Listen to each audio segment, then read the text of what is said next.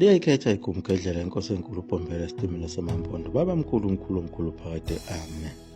UShembe njengoba wayeyivalele kulo ikhushi yedwa akekho ayazi ukuthi wayenzani, kodwa kwakusolisa ukuthi wayebuza yena uNkulunkulu ukuthi uzolala kumuphi umuzi phakathi kwelemizi ayishilo emithathu.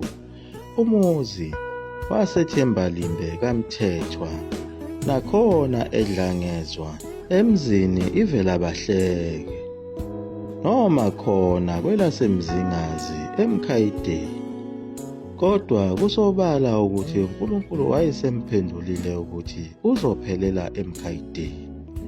Nangempela behla khona esiteshini eMposa lapha babehlangabezwe khona izinkumbi zabantu, bemphelezela beya khona emzini waseMkhayideni. Bonke laba bantu babejabule kakhulu ukubona uShembe.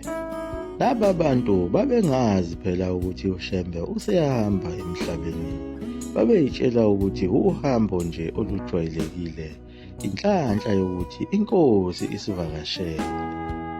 Nabo othabethe ababehamba nayo uShembe base bekhuhliwe ukuthi izindaba azizinhle kahle ngoba uShembe usevalelisile kubo ukuthi uyahamba. uShembe wagibela lona ithole lembongolo esebheke khona emzini waseMkhayideni. Abantu babejabule behamba besina indlela yonke ubhekwe khona eMkhayideni. Bahamba baze bafika eMkhayideni.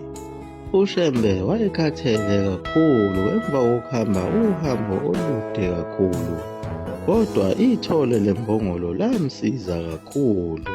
Leli thole lalifike naye phela undodana wakhe uEzra Mbonambi, lona phela owake wazama ukumdayisa esehlangene nawo ama-missionaries ayemthembisa isikhundla, njengoba base bemkhandele nalo itulo lokuthi bemsasazele ngesipawupete esasiwudadewabo wakhe uEzra Mbonambi, ukuze kube sengathi bezama ukusidlwengula.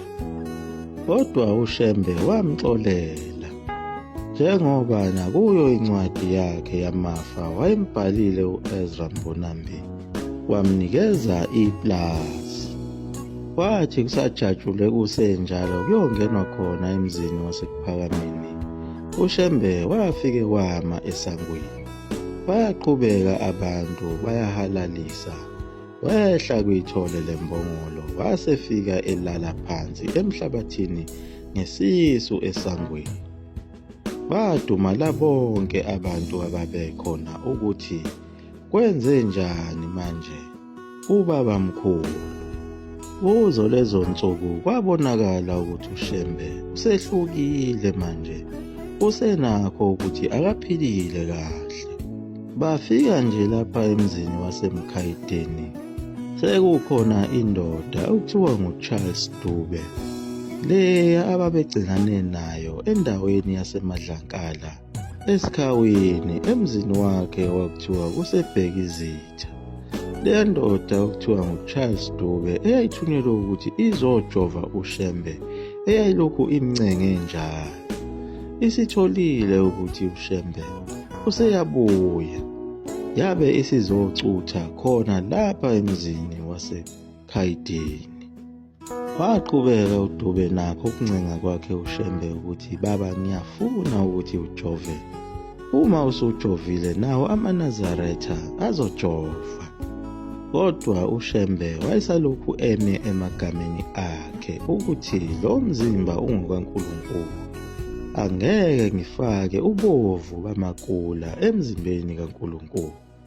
uShembe wayesho kona ukuthi ngeke azajove ngoba kule mijovo akwaziwa ukuthi kusuke kufakweni. Le mijovo phela yayande kakhulu kuwo amaNdiya, njengoba naye uMahatma Gandhi ngesikhathi se-Anglo-Boer War babebizwa ngayo i-ambulensi, benakekela amangisi ayelimale khona empini yamabhunu. Khona yayinkulu into eyayithenjiswe yena uCharles Dube ukuthi uma engawina nje ajove uShembe namaNazaretha, uyobe esethola umhlomulo wakhe omkhulu. Kodwa wadumala uDube washaya utshani. Ekuhambeni kwakhe uDube ajabula onke amaNazaretha ukuthi selihambile leli qili elithunywe ngabelungu.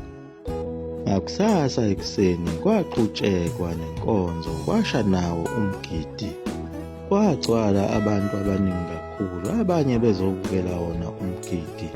uShembe wabe sethi makunikelwe u3 pence. Leyo mali phela kwakuyiwo utiki okwawumnikelo wothando. Leyo mali wathi kayinikezwe yena umkhokheli ayigcine. Ukugula kaShembe kwase kubonakala kuzo lezi nsuku.